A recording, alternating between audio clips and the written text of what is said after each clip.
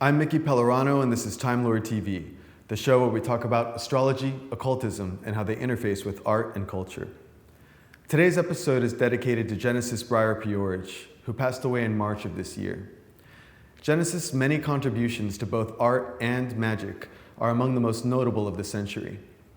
Jen was also a cultural fixture here in New York City and was very much loved in the art and music communities, as was Jen's late partner, Lady J, Jackie Breyer P-Orridge.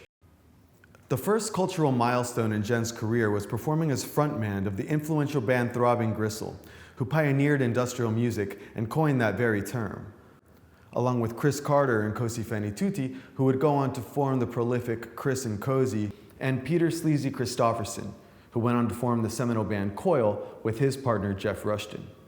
Both Jeff and Sleazy were early members of the Temple of Psychic Youth, Genesis' magical order, for which Jen's subsequent band, Psychic TV, served as a vehicle for temple transmissions. Other notable members include David Tibet of Current 93 and experimental filmmaker Derek Jarman. The temple was geared at promoting spiritual development and personal liberation, primarily through a technique of chaos magic that employed sigils. These are symbols created to define one's personal will or desire, and they can later be magically charged to bring them to manifestation in reality. This technique derives originally from the work of Edwardian artist and occultist Austin Osman Spare, but it was not popularized until the 1970s through the Temple of Psychic Youth and Peter Carroll in his book Libernal and Psychonaut. Until then, the formal practice of magic was to a large extent inaccessible to the general public. It required initiation into a secret magical order or a neo-pagan coven. Filmmaker Jacqueline Castel will be with us today. For many years, Jacqueline has been working alongside Genesis on a documentary of the Temple of Psychic Youth, qualifying her as one of the world's leading experts on the temple and its practices. Our musical guest today is Warm Drag from Los Angeles, featuring vocalist Vashti Windish and synths by prolific percussionist Paul Quattrone. December's astrology has some momentous occasions in store, so let's get right to the astrological forecast for the month and then on to the show from there. We've got a great one for you today.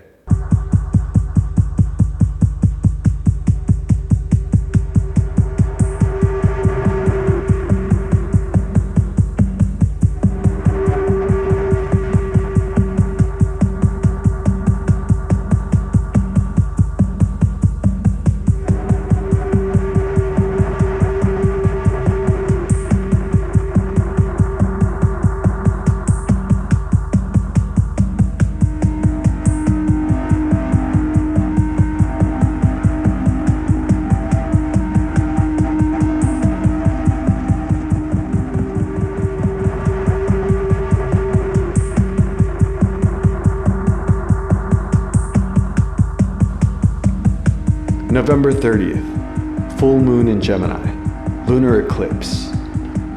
November finishes off with a rather complex full moon in Gemini that requires some background information before we get into it. Full moons occur monthly, whenever the moon is directly opposite the sun. In other words, the full moon will always occur in the opposing astrological sign to the one the sun is in. If your local Instagram astrologer is telling you it's Sagittarius season, you know that this month's full moon will occur in Gemini, the sign that opposes Sagittarius.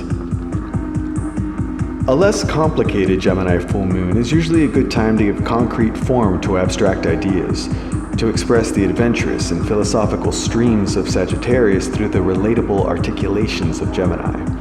But the stakes are raised a bit higher for this one. As the moon proceeds upon her monthly course through the zodiac, whenever she passes over a particular planet or star, she gives it form. The moon is the gravitational force that draws down the influence of the celestial bodies so they can manifest on the earthly plane. The fuller the moon is, the more palpable become her manifestations. Notably, this full moon occurs right on the degree of the fixed star Aldebaran, the Watcher in the East, one of the royal stars of Persia. Aldebaran is the patron star of nobility of purpose. He's about adhering to the codes and principles dictated by our own unique sense of integrity, not the ones dictated by social norms, algorithmic triggers, political systems, marketing, or social conditioning, but the ones derived from the purest fountains of our autonomous zones. Aldebaran calls us to live by these deeply felt principles and offers rewards and triumph if we do. Furthermore, as we see by the presence of the lunar nodes in Gemini and Sagittarius, this full moon is an eclipse. The north and south nodes, known classically as the head and tail of the dragon, are always opposing points in the zodiac. From a geocentric perspective, imagine that as the Earth makes its annual orbit around the Sun, we perceive the Sun as moving gradually through the constellations of the zodiac upon this apparent trajectory, known as the ecliptic. The Moon's orbit around the Earth follows a similar path, but they are not precisely aligned. If they were, we would have eclipses every new and full moon. The points at which the ecliptic and the lunar orbit coincide are the lunar nodes. If a lunation occurs at one such point, we will either have a solar eclipse, where the moon obscures the light of the sun, or a lunar eclipse, where the Earth gets in the way and casts its shadow onto the light of the moon. This full moon is a lunar eclipse, so because the light of Luna will be obscured by the shadow cast by the mundane world, her lunar stream of celestial transmission is blotted. The noble integrity of Aldebaran runs the risk of being distorted by worldly distractions or confused ideology, and it will have a powerful consort with which to contend. The Sun informs Luna from its position on the malefic fixed star Antares. This is a star of triumphant but irascible warrior energy, and guardian over the realms of the dead. Antares amplifies the energy of this sun, pulsing with the inspired fervor of the Eight of Wands. Like Hamlet's vision of the ghost of his armor-clad father beyond the veil, the sun's enthused and infectious war cry is goaded by the chthonic energy of Antares. The added peril is that both of the lunar nodes can be disorienting and taxing to the psyche. Aldebaran presides over Luna like the Archangel Michael, demanding that what she brings forth be inspired by the highest codes of honor. Her card is the Eight of Swords, where she finds herself beset by such myriad options that she's impeded by the uncertainty over which path to take. Meanwhile, the North Node is close at hand, whispering potentially bogus ideas into Luna's ear, not making her course of creation any clearer. Though compelled to act, we may find ourselves vulnerable to deceit.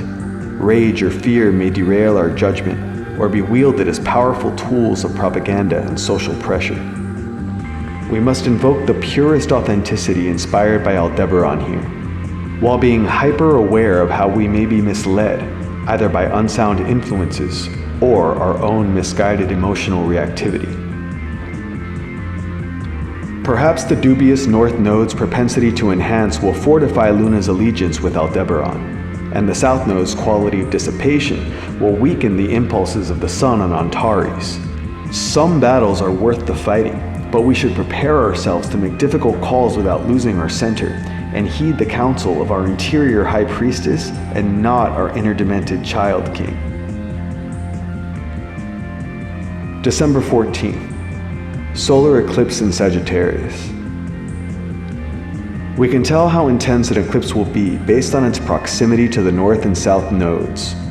The North node is considered to bring excess or grotesque exaggeration, which is why, however destabilizing it may be, it can sometimes seem profitable from a materialistic standpoint. The South node, alternatively, brings dissolution and dematerialization. It can denote destruction or loss. Metaphysically, it is sometimes perceived as a purifying force for dissolving the material into the spiritual. But there's kind of no avoiding that it's pretty sketchy, deriving its glyph from the markings found on the hood of the cobra. The prior full moon lunar eclipse was relatively mild in comparison to the new moon solar eclipse we experienced on the 14th of December, because this time, the sun and moon are so close to the South node, only a few degrees away, making for a very visible solar eclipse. Meanwhile, Mercury, the thinker and the messenger, who is already disoriented in Sagittarius, overwhelmed by weeks of exposure to Jupiterian Christmas lights and boozing, will still be reeling from the bender brought on by his recent square with Neptune, the planet of dissipation, inebriation, and psychic expansion. We'll have Mercury sitting right on the dissolving powers of the South Node during this eclipse. He is also in precise trine, a helpful and cooperative aspect, to a very aggressive Mars, and combust by the rays of the Sun, meaning he's too close to the Sun to be visible to us. Logic can easily be overridden by these myriad factors. Anger, delirium, and careless debauchery should be guarded against. We'd be better off writing a poem than a manifesto, blowing out our speakers rather than lashing out at our foes. Difficult Mercury transits like these can be better for getting to the bottom of our feelings rather than our thoughts, even if such realizations are usually precipitated by some kind of malaise. This brings up the types of issues that cannot be solved by pure reason. It's a good time to add an extra 10 minutes to our meditation practice, reflect on the origins of our beliefs and our blockages, and to loosen up psychic residue through movement, dance, sensory deprivation, or other therapeutic modalities where we can dive really deep. This eclipse darkens the face of the Sun in the final sector of Sagittarius, corresponding to the Ten of Wands, the stage in the hero's journey where he must jettison his cargo and proceed on foot if he is to succeed in his quest. It's an astrologer's cliche to instruct that we get rid of what no longer serves us, to trade in our old vehicles, old habits, or our old alliances for ones better suited to the future we want to see. But what compass shall we use to determine what is truly outworn and impeding? The South Node can goad us into purging too severely. In the words of Nietzsche, be careful lest when casting out your demon, you exercise the best thing in you. Perhaps it is this very notion we must discard, this nagging feeling of insufficiency, that life is so very wrong. Perhaps grief is the very thing we must cast into the vortex of the South Node with this eclipse. Perhaps shame, resentment, or bitterness over a raw deal we've suffered in the recent or distant past needs to be checked at the door so we can really get the job done in the spires of Capricorn, where the Sun prepares to rise soon after in the full splendor of his regalia. It is a very good omen to see Venus arrive the next day, with the silks and perfumes needed to uplift the Sun. She glides blissfully into Sagittarius, relieved to be done with her undignified transit through Scorpio. She will help us to get back on our feet, tidy up, and keep appearances by looking sharp and walking tall, no matter what it is we've been through.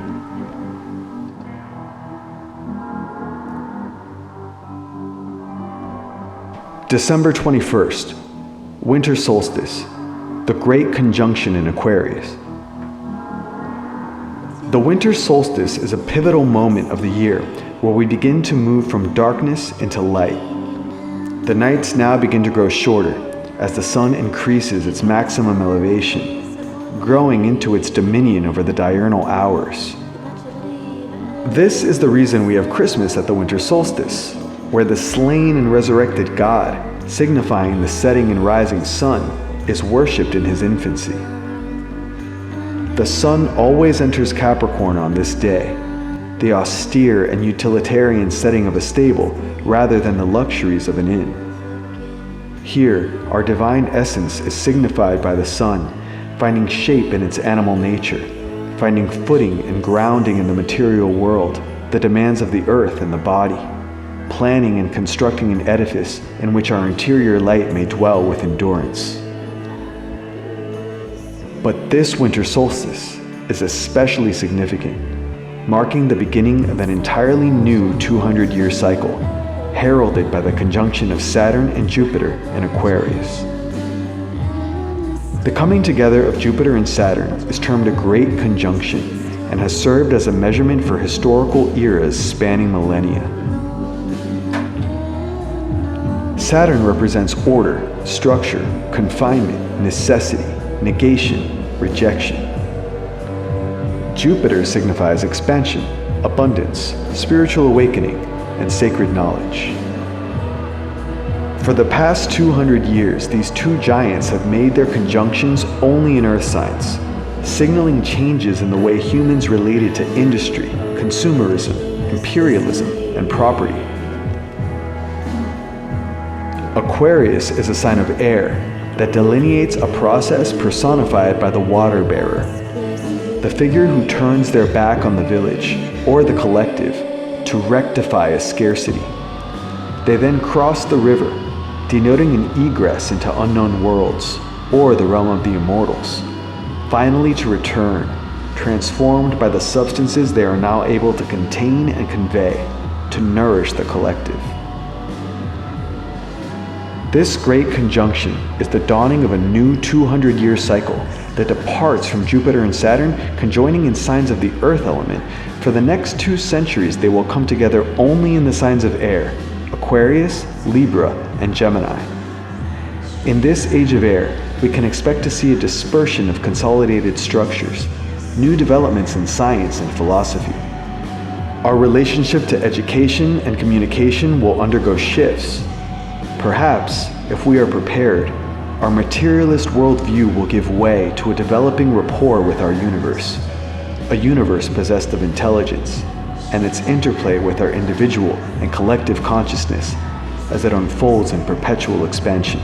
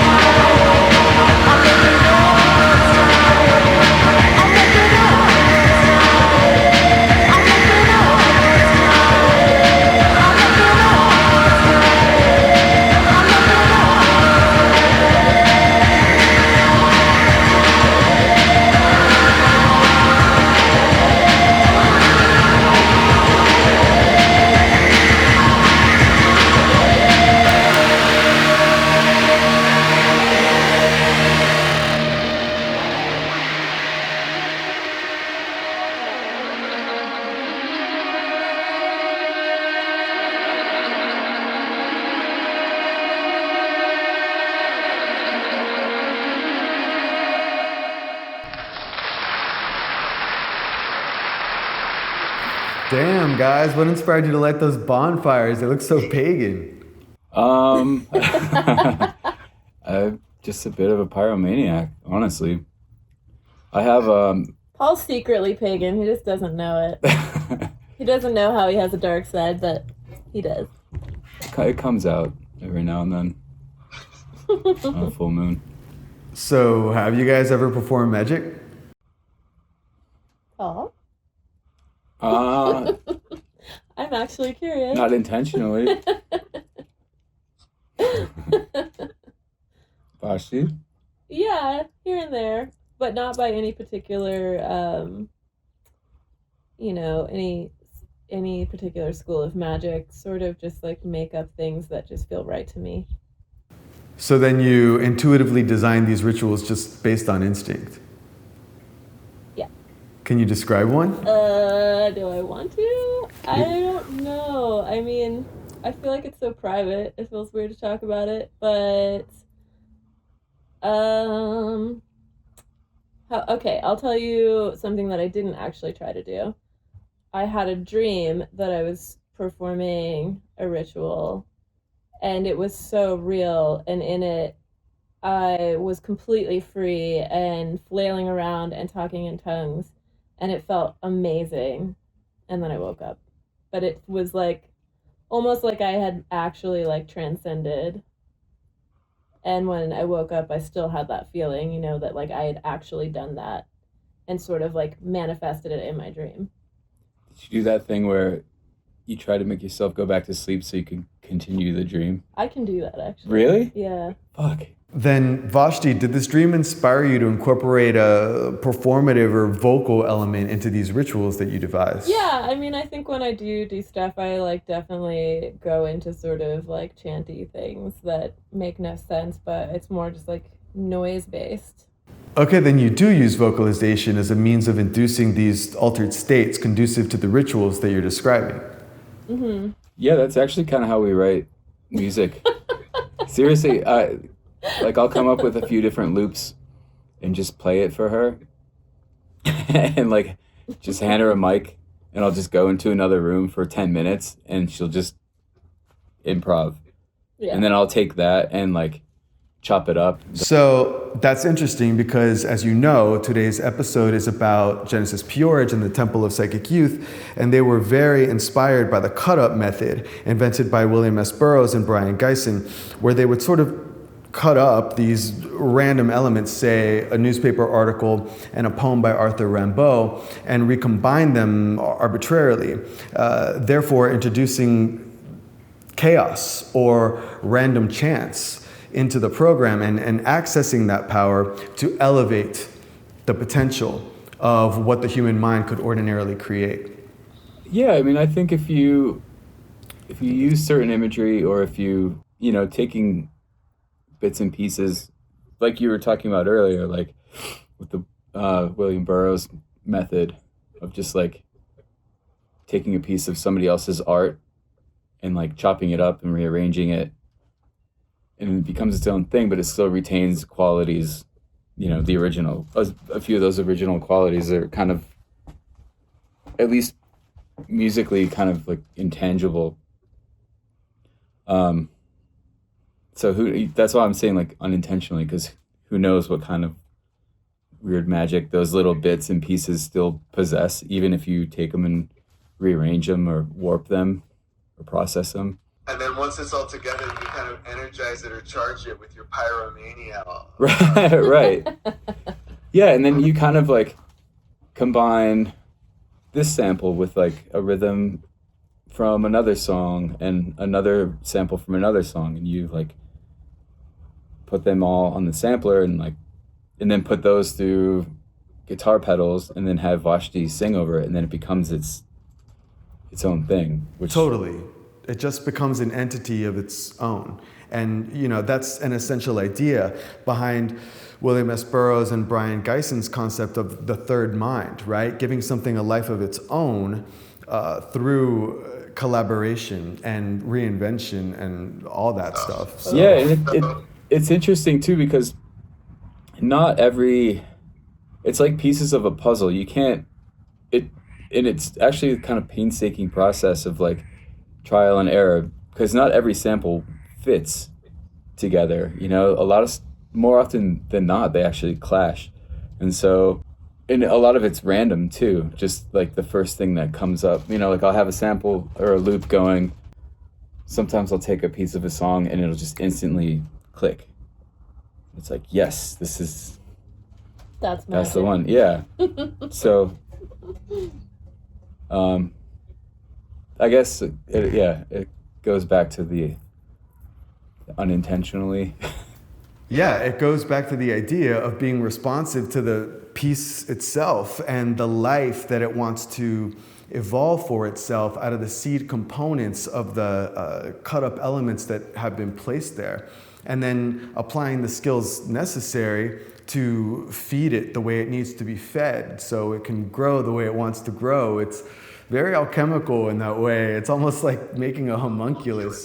That's that's a good way to put it. So Vashti, your role in all of this is more akin to Genesis' role, right? Like as the front man, as the one who creates the energetic space. Throbbing Gristle is such an influential band. How have they had an effect on you and the way that you work? I kind of, I guess, maybe because I am more of a performer than actually veering on the music side of things, that like I'm kind of more intrigued and inspired by, I feel like Genesis and Cozy Fanny Tutti are a little bit more like trying to get sort of a crazy reaction out of people and themselves when they perform, whether that's like, you know, dealing with magic or like, I don't know. I just feel like there's a lot of emphasis on kind of like getting the audience to feel like so intense and free that they're like free to be sexual, and like the goal was to like have everyone take their clothes off and start making out and frolicking. Like that would be awesome if that happened at one of our shows. Yeah, that's something I've always admired about you guys, how in your performance you really bring it, you know, and you bring that kind of like shamanic or invocation quality in it through the harshness and the loudness and the noise itself, really. It reminds me of stories I hear of people, you know, getting their ears blown out from standing too close to the speakers at a Throbbing Gristle show or something like that. Again, that's why I bring those speakers, because I want to match that intensity. And Yeah. Since it's just the two of us and we're not using like drums or guitars, you know.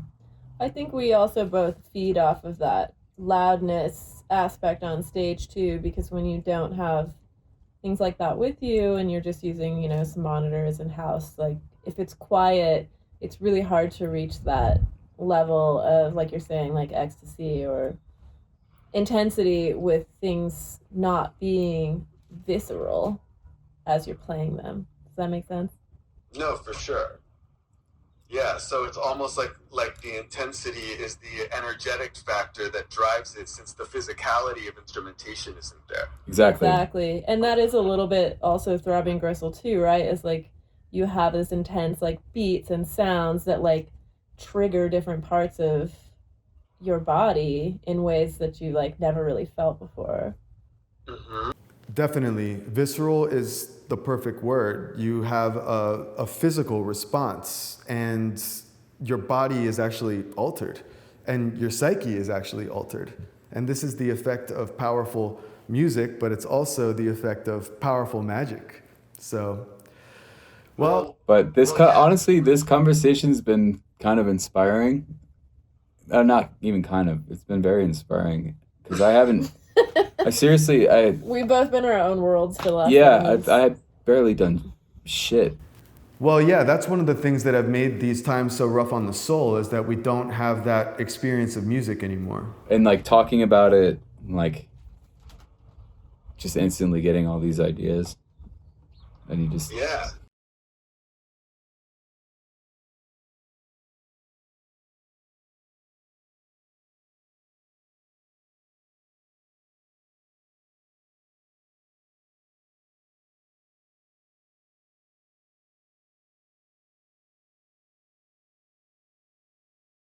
for everything. It's been fantastic. Thanks for having us, Mickey. All right. Love you guys, and we will talk sooner than later. Love you too. Bye.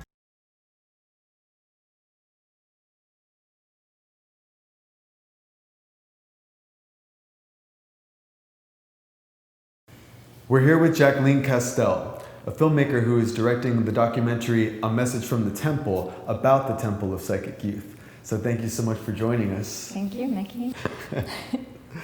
So, what was the general ethos of the temple? What was the information that they were trying to convey? Or what was the change that they were trying to enact? Well, I mean, I think, the Temple of Psychic Youth, really, the seeds for it were starting to grow during the Throbbing Gristle era. And I think these were ideas that were really kind of coming together with Genesis and also Peter Sleazy Christopherson and John Balance and like these kind of early figures that were going to circulate also in psychic television or psychic TV. And they were all just starting to sort of germinate with all these creative ideas, all of these influences like Austin Osman Spare or like the cut-ups with William S. Burroughs or with Brian Geisen. And all of these ideas were kind of circulating. And this, I think, quest to do something different with the musical form, or how can you invite people to engage differently as like a fan base, right? Because they were sort of in these musical projects. They were all in these different various musical and art projects. When Psychic TV first formed as a band, they were sort of calling themselves the propaganda arm of TOPI. So it was sort of like leaflets were being put in, LP sleeves and things like that, telling people to join the temple or, putting mysterious information. So it was sort of this like calling out of like seeking out the others that were interested in questioning their own reality or seeking a different kind of relationship with self. And I think that was sort of this idea they wanted to play with. Or, like another big influence was like the Process Church. There was this sort of fascination with cults, and this was a tongue-in-cheek cult. Was it a cult? Was it a fan club? Was it a joke? There was this sort of, there's this sort of sense of humor to all of it too. But I think there were also very serious ideas behind it too, of like how do you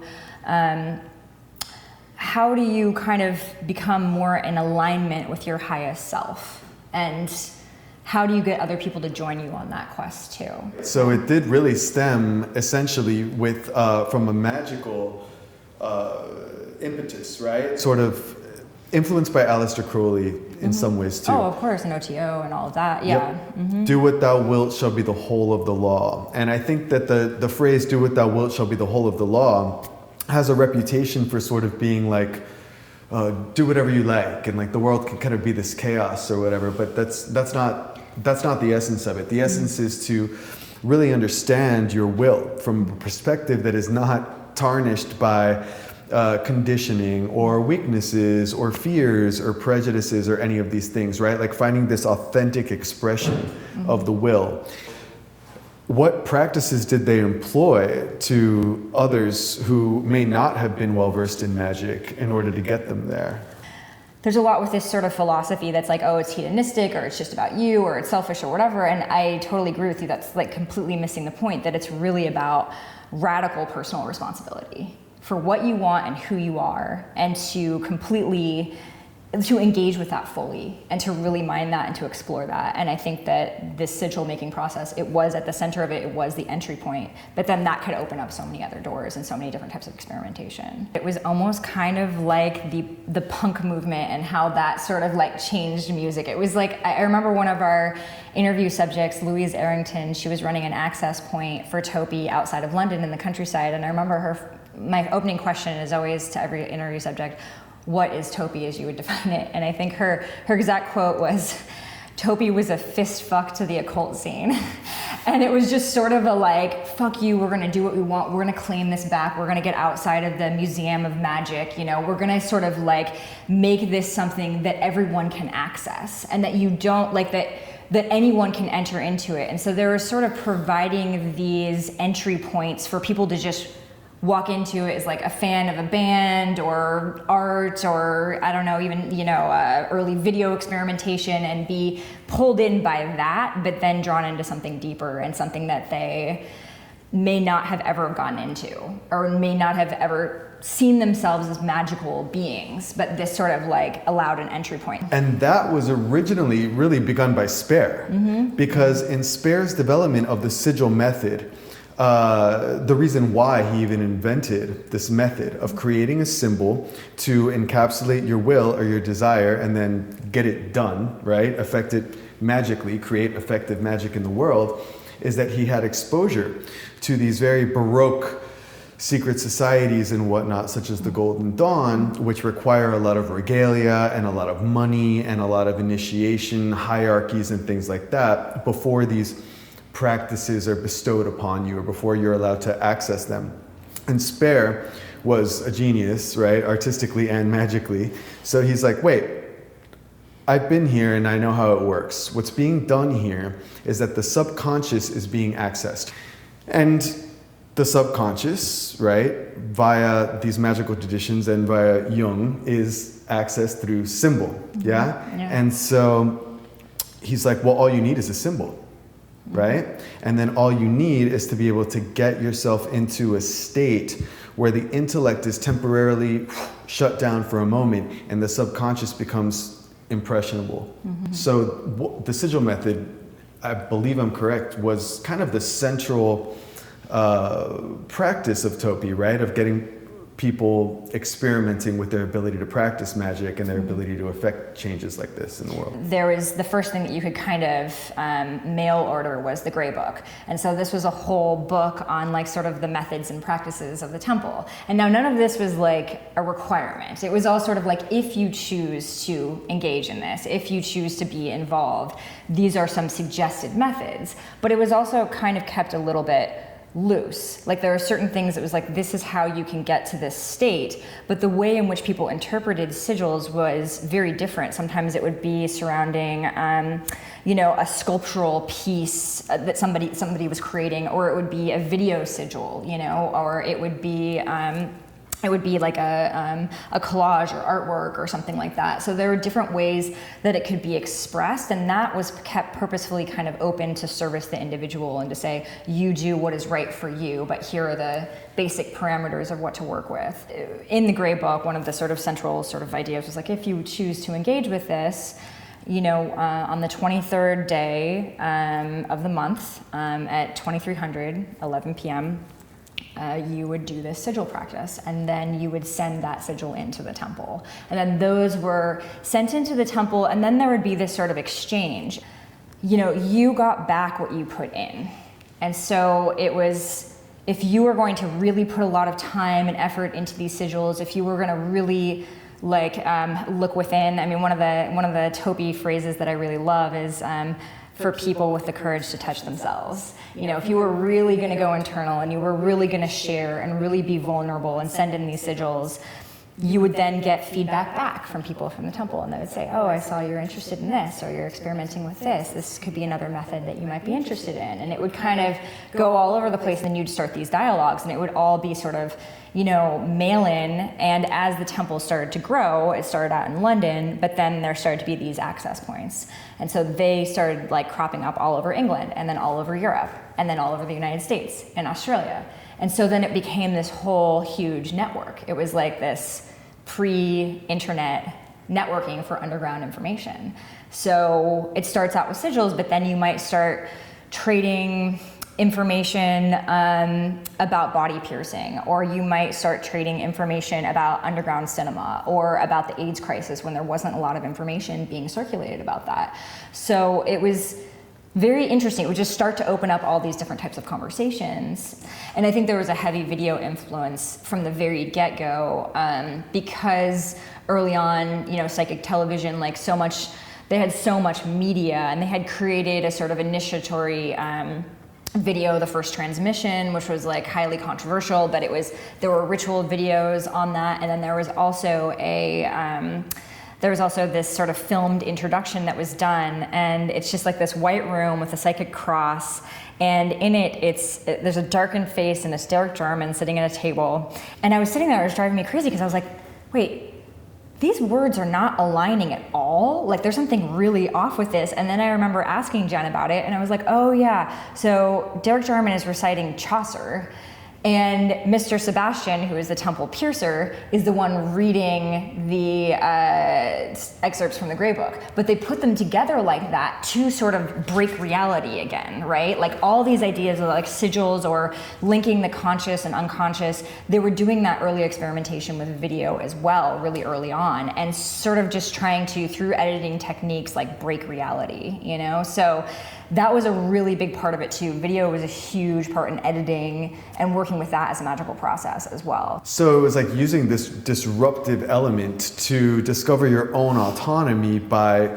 breaking up normal codes of the way you receive information, right? And the way that you process it normally. You're like, wait, let me reinvent time. Let me reinvent what should go together and what shouldn't go together, and like recombine things. Absolutely. So their ultimate aim was reprogramming, right? Like I always like to think about it like almost like thinking of yourself as a piece of technology, and that you are programmed with a certain set of codes when you're born, like through your environments, you know, through your parents, your upbringing, socioeconomic status, your race, all of these things, your friendships, relationships, all of these things program you. But then can you go in and reprogram yourself like a computer? Can you rewrite that code? And like, how do you disrupt that in yourself? How do you see that in yourself first and then know how to disrupt that code? And that's something that's very exciting to me too. And I think Topi also, as it sort of progressed into the later 80s and the early 90s, there was this intersection too with like cyberpunk culture, and you know, a lot of people that were like a media theorists that were starting to get involved. Douglas Rushkoff was like writing pieces about Topi in San Francisco in the early 90s, and all of these things were sort of like cross-connecting, but they're all sort of interrelating again to this concept of reprogramming self. So, deconditioning.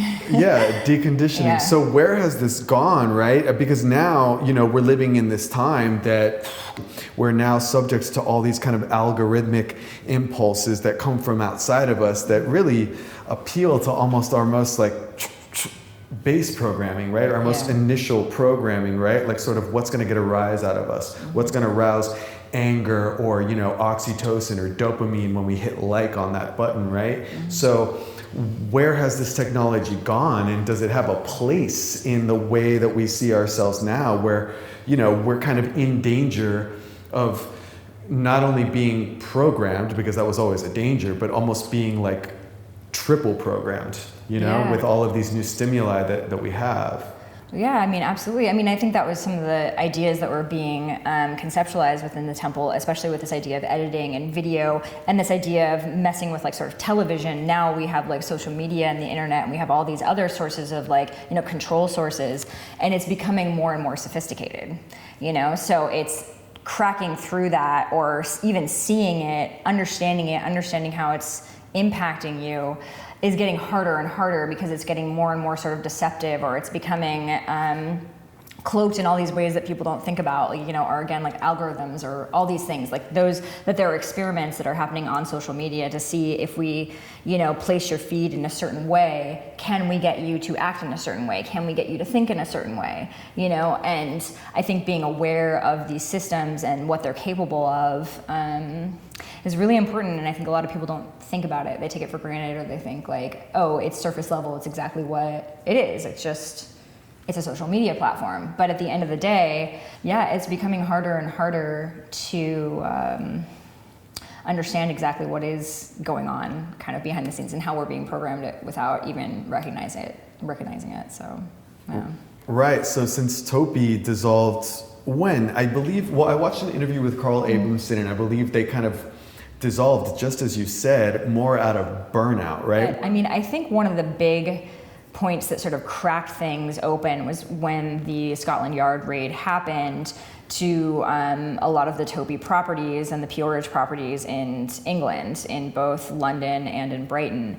And when those occurred, I think this sort of wave of paranoia that swept over a lot of people. It was like a lot of you know, members started to burn their archives or hide them, or were just very freaked out by that occurring, because when you have a targeted, orchestrated raid that happens in tandem with a major media source and the Scotland Yard, which is, you know, like the CIA basically, you know, in England, that's pretty unsettling, So the temple was seen as a threat by the established authorities then? Oh, for sure. Like they were very much targeted, and whether this was something specific to wanting to sort of go after Genesis over multiple sort of provocations that had happened throughout the decades in England, or if it really was, I mean, it was targeting Toby because, when these raids occurred,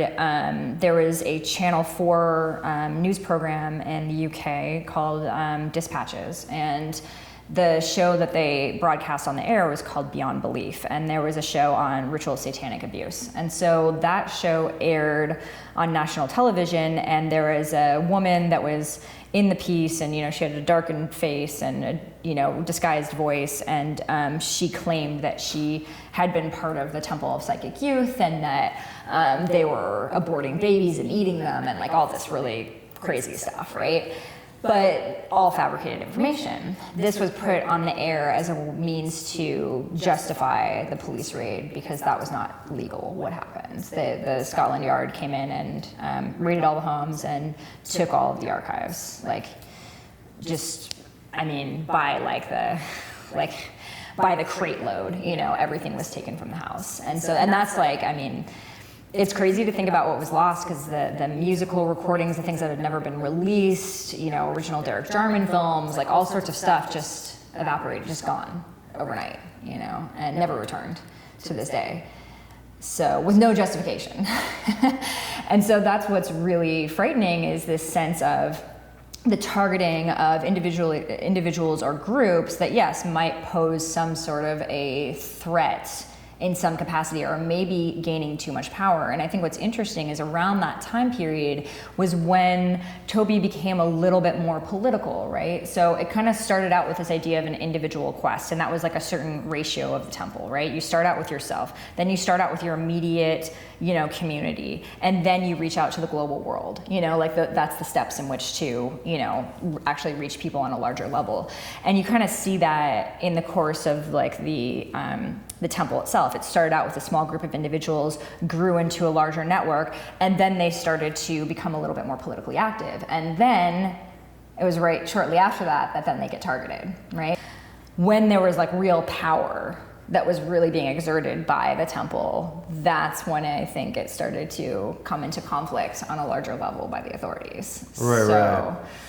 It's, So the message of individual liberation, they were so successful, really. Yeah. There's always been taboos around magic. Mm-hmm. There's always been taboos around sexual liberation. Mm-hmm. There's always been kind of taboos about knowing the authentic self, apart from how it connects to this system, Mm-hmm. and Topi was designed to dismantle that. Yeah, and also during this time period, this was Margaret Thatcher era in England. This was a time period when, for example, I was talking about Mr. Sebastian, he was this very legendary body piercer, and this is during a time when if you had, a genital body piercing, which is relatively common now, like people don't really blink an eye, when you mention that, or, a belly button piercing, that's so mainstream at this point.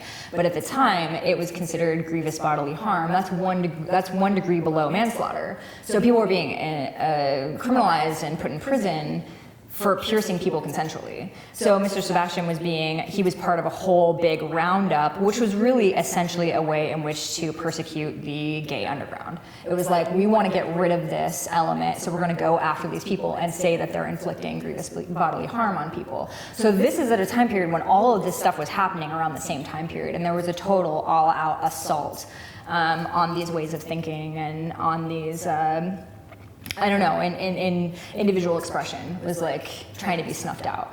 So it's interesting how you mentioned body modification and the gay subculture as an element of threat to the established authorities. And why do you think that is?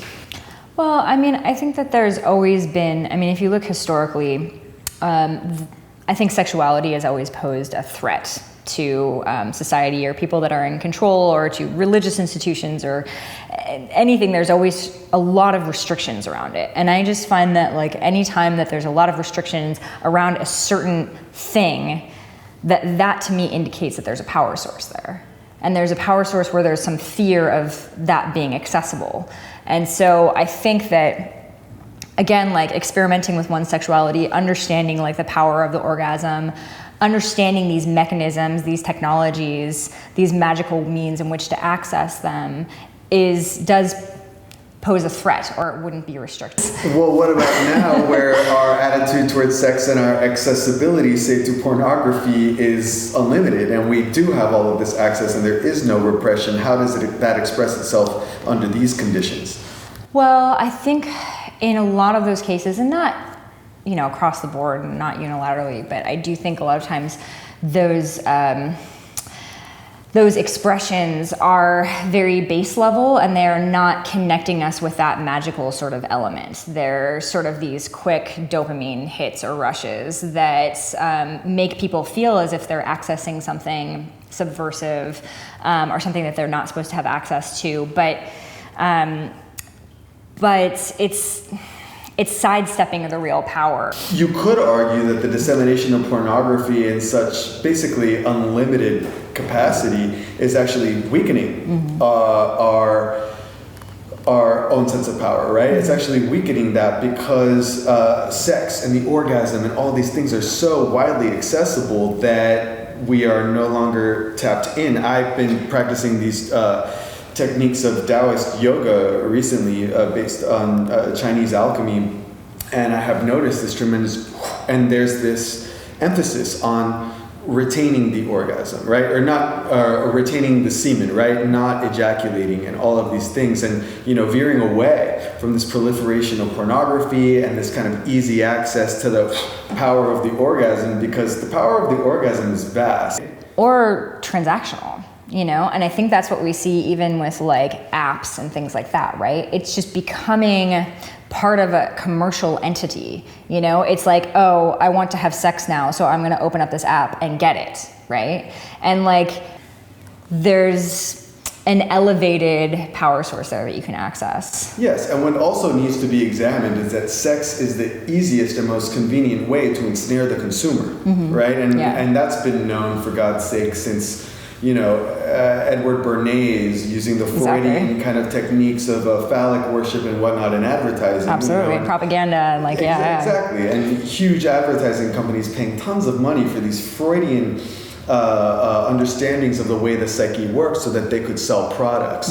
And then we could argue that the same thing is happening now with this accessibility of sex and almost the disposability of your partners too. Like, oh, why bother with this individual when there's this ubiquitous sea of potential partners out there when I open this app? But ultimately, that's done in solitude, right? It's done in privation, and it's done in a sector where you are going to be submissive to advertising and to other forms of control. And that's what's so interesting too, because if you think about all these sort of pornographic websites, or they've got all this advertising everywhere. So at the moment of your climax, you are importing information about advertising, and that's sort of almost like a sigil process in a weird way. So you are being exposed to this level of commerce while you're, orgasming. So it's really interesting, and that's why you have to be careful about it, right? What are you ingesting at the moment of orgasm? What is being entered into your body at that time period?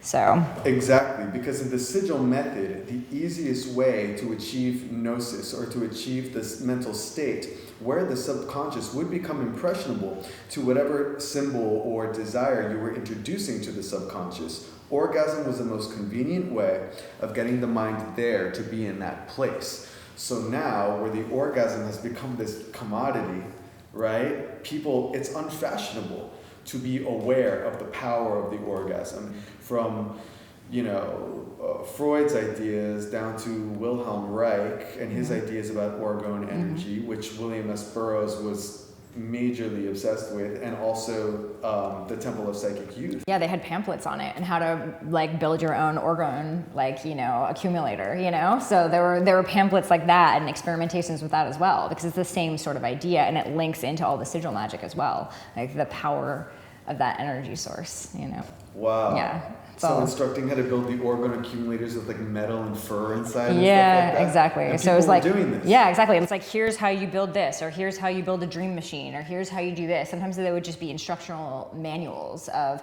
different, again, technologies or occult technologies that you can use and that are relatively accessible.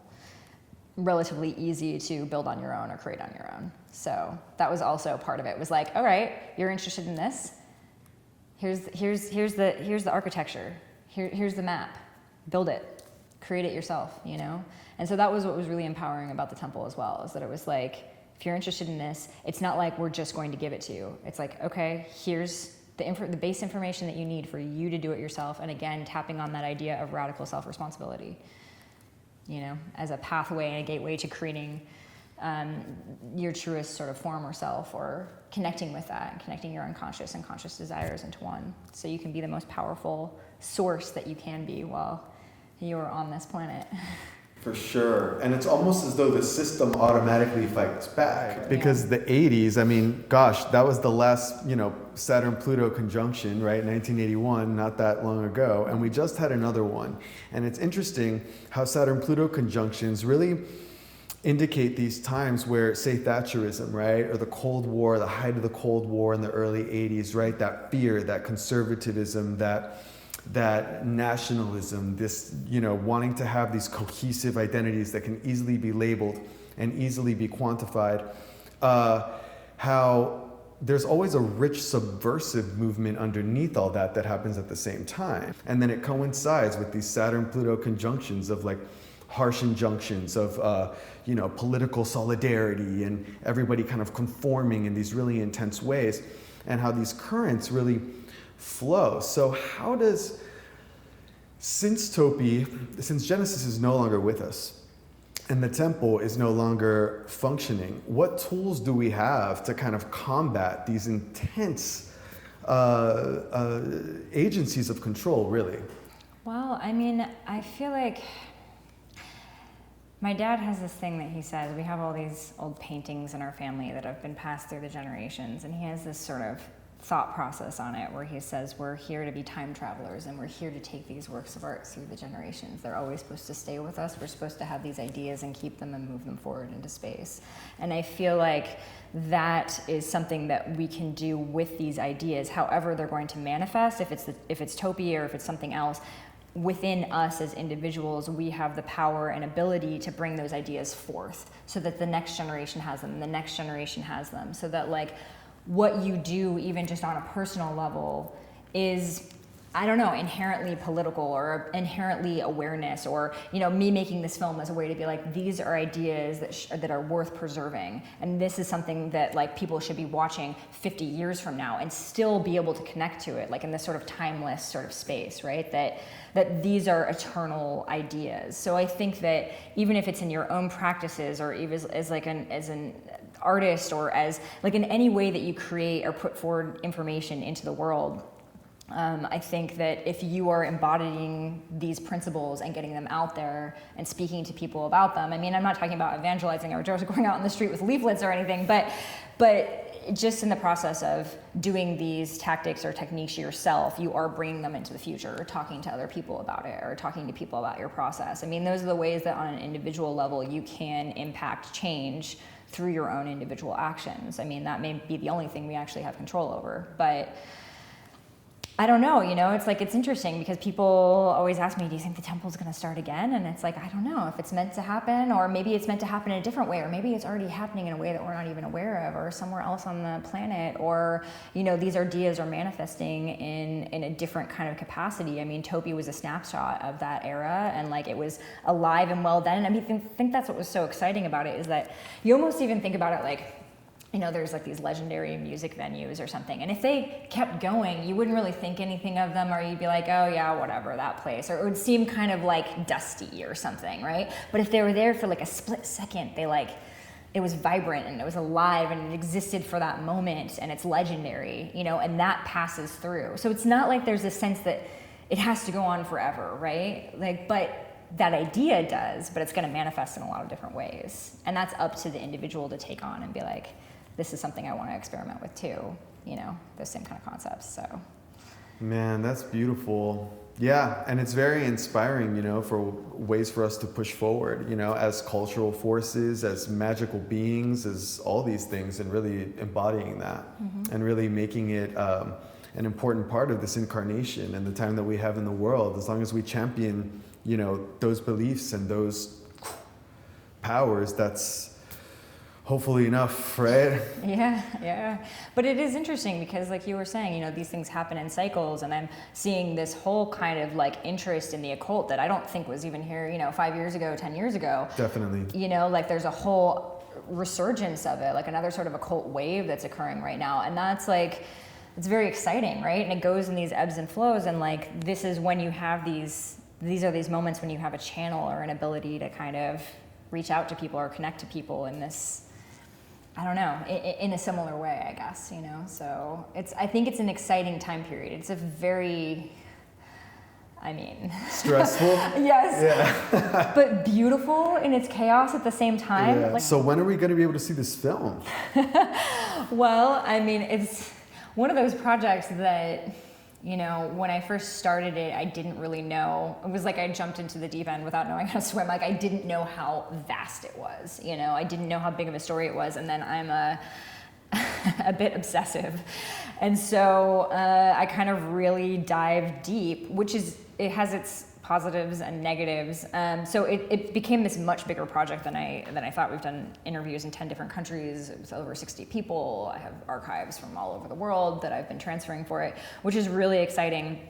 But I did kind of go down the rabbit hole, and we do need a little bit more financing. So I know that we have almost everything shot that we need, but we do need a little bit more money to get us to the finish line on the edit. So, all right, so if anyone out there would like to invest, you know, let me know.